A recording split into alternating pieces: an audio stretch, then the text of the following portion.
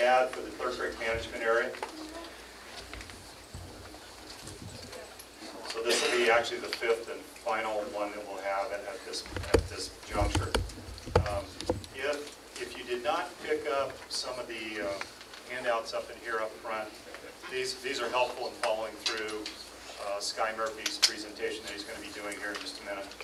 And Sky's going to be walking you through the scoping process and really giving you some clues as to how best to participate.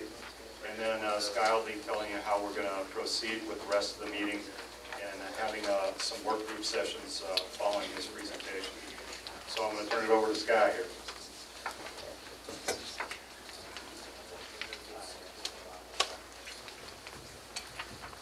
Good evening, everybody. Thank you for coming out. My name is Sky Murphy. I am the Environmental Planning Specialist for the Hollister Field Office. And I have a short presentation here. Can everybody hear me? Is this microphone helpful? Yeah? I will try to make sure we keep this brief, but get the important points here.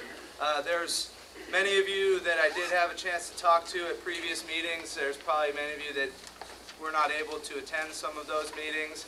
And so we know that there's a lot of folks who do want to discuss the BLM's temporary closure of Clear Creek Management Area and the EPA's risk assessment that prompted the decisions for the temporary closure.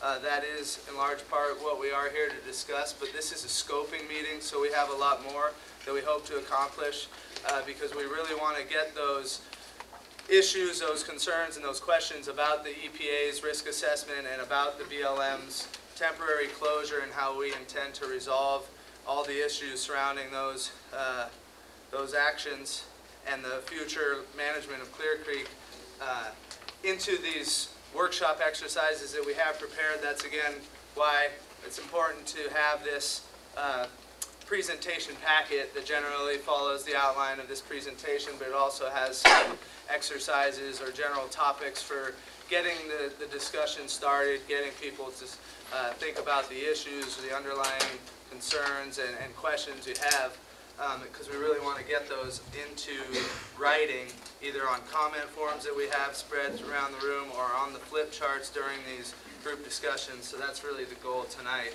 But first, I do want to take some time. Hopefully you can get it done here in about 20 minutes to introduce some basic planning principles and lay out what we hope we can get people into these discussions and how we're going to go about doing that. And then at the end we will pull back together after about an hour of discussion and hear back from some of the groups or major topics and the leadership amongst us here about the ideas and the issues and the concerns we have regarding future management of Clear Creek. The purpose of tonight's meeting is to turn this discussion over to explore the issues and alternatives that we will be addressing in a resource management plan and an environmental impact statement for Clear Creek Management Area.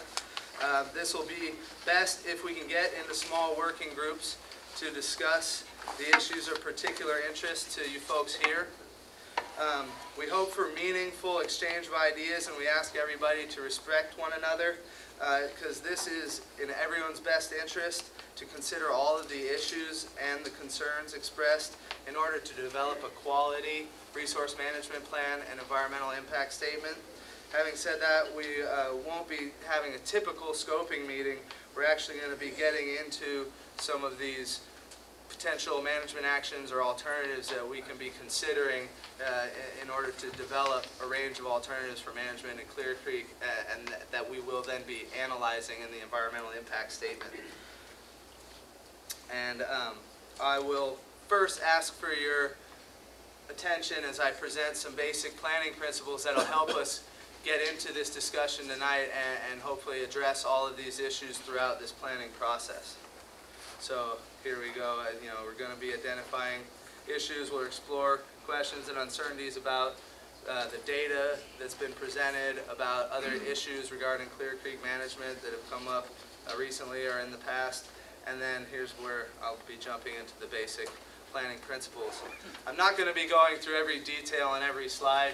We do have a body of law, a regulatory framework that guides BLM's management. We have to prepare RMPs pursuant to the National Environmental Policy Act. That's a piece of legislation that generally aims to get as much public involvement and transparency in the BLM's decision-making process as possible. And so these are just some of the examples, and it's good to keep these things in mind as we go about getting into these small group discussions. In order to start off, we'll just introduce some general concepts and principles, one being the public trust doctrine, which is a principle that certain resources are preserved for public use and that government's required to maintain it for public's reasonable use. And we have the concept of public interest, which refers to the common well-being or general welfare. And there is no consensus on what the public interest is or how many people have to benefit for something to be in the public interest, but that is part of why we're here. And many of us understand that information and technologies are spreading rapidly these days along with our population here in California. But large systems, especially government systems, bureaucracy, tend to move a little bit slower in response to social and economic trends and other natural resources trends as well. Of course, I know there's been some criticism of BLM in the past, some of it fair, some perhaps not, but with all of our differences aside, we do have a common interest in the future management of Clear Creek, and so it's in everybody's best interest to cooperate and be respectful as we develop the RMP and the EIS.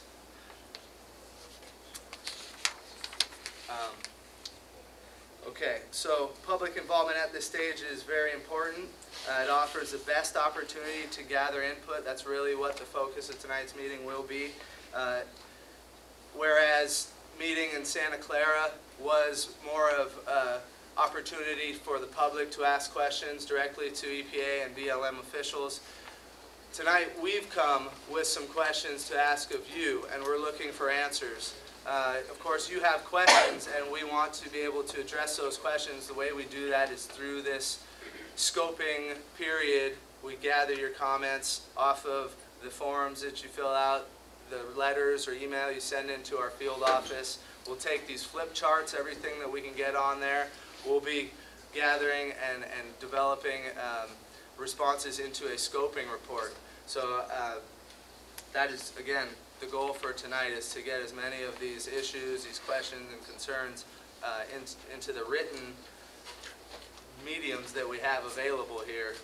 And so this slide here is generally meant to present some of the general approaches to environmental problem solving that BLM uses, and hopefully we can use this model tonight, whereby we're going to be considering the desires, the preferences, the concerns, and issues identified within the community. We'll also be exploring some of the science, the data and information that we use when we consider the affected environment being generally Clear Creek Management Area at this time, and of course the EPA's risk assessment and other resources, information that we have available to consider, and then the policies, which I sort of brushed on, but with regards to the actual management actions that we'll be considering in the RMP and the EI.